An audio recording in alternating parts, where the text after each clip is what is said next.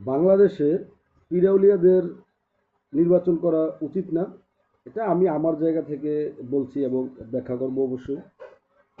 দেখুন, তারা একটা দরবার পরিচালনা করে, মানুষকে দিনের পথে আহ্বান করে এবং তাদের যে ভক্তবৃন্দ থাকে দেশব্যাপী, তাদের কাছে এই পীর সাহেবেরা অবশ্যই অনেক বেশি সম্মানীয়।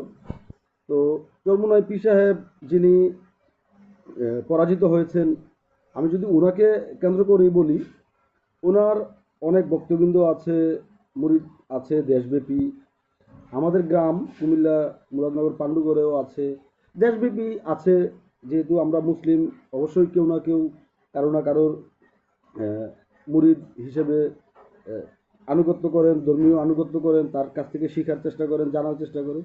তো এই যে ব্যাপারগুলো, এগুলোর কিন্তু বিনষ্ট হয় যখন সেই পীর সাহেব নির্বাচন করেন এবং হেরে যান।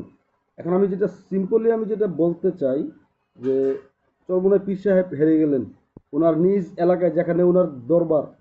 তো ওনার দরবারের যে আসনটা, সেখানে যেহেতু উনি হেরে গেছেন, তাহলে এর অর্থ কি দাঁড়ায় যে ওনার এলাকার মানুষ ওনাকে পছন্দ করে না, সংসদে দেখতে চায় না? তাহলে এই ক্ষেত্রে ওনার এই যে মানে উনি পীর সাহেব, এটার যৌক্তিকতা রইল কোথায়?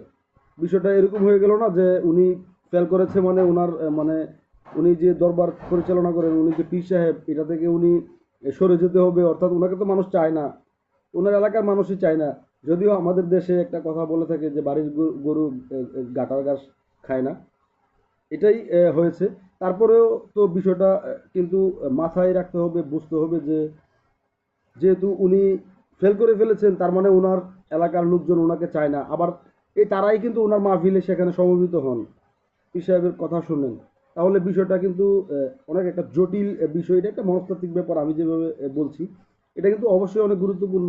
তো আমাদের পীর সাহেবদের উচিত যে নির্বাচন না করা। আমি যেটা ছোট থেকে বিশ্বাস করি এবং বুঝি, যে পীর সাহেবেরা হবেন আধ্যাত্মিক নেতা, যাদের কাছ থেকে সবাই দোয়া নেবেন এবং তারা ওই মর্যাদায় থাকবেন যাদেরকে সবাই সম্মান করবে। সেই জায়গাটায় থাকলেই মনে হয় তাদের জন্য এবং সবার জন্য অনেক ভালো ব্যাপার হয়। আমি লাইভটা শেষ করব, ভিডিওটা শেষ করব। আবারও একটু খেয়াল করার চেষ্টা করেন যে উনি অনেক মুরিদানের পীর সাহেব। তো উনি যেহেতু ওনার নিজের এলাকাতেই জয়লাভ করেন নাই, তার মানে ওনার এলাকার যে মুরিদ আছে ওনার বা মানুষ আছে, ওনারা চায় না তিনি সংসদে যাক। এক্ষেত্রে ওনার যদি, তারা যদি চায় যে আমাদের পীর সাহেবই থাকুক, সংসদে না যাক, তাহলে ওনার আর কখনো সংসদ নির্বাচন করা উচিত না। আবার যদি মনে করেন যে না, ওনাকে আমরা এমনিতেই চাই না, তাহলে উনি কি পীর সাহেব থেকে উনি কি ইস্তফা দিবে যে না, আমি আমার দরবারের দায়িত্ব থেকে আমি অব্যাহতি নিলাম? এমনটা হতে হবে। তো এই ক্ষেত্রে অবশ্যই অনেক বেশি বুদ্ধিমান কাজ করতে হবে, বুঝতে হবে যে পীর সাহেবদের ইলেকশন করা উচিত না। এক্ষেত্রে ওনারা যদি হেরে যায়, তাহলে মনে হবে যে ওনার দরবারটা উনি হারিয়ে ফেললো, মানুষ তাকে চায় না। তো যেখানে মানুষ চায় না, সেখানে আপনি ভোটের মাঠ ধর্মটা আলাদা অবশ্যই করতে পারি, কিন্তু এটা কিন্তু একটা বড় ব্যাপার যে যারা পীর সাহেবকে সংসদে দেখতে চায় না, তারা আবার ধর্মীয় জ্ঞান নিতে চায়। এই বিষয়টা তো এক প্রকার আমার কাছে মনে হয় সাংঘর্ষিক হয়ে যায়। যাই হোক, এটা আমি আমার জায়গা থেকে আলাপ করলাম।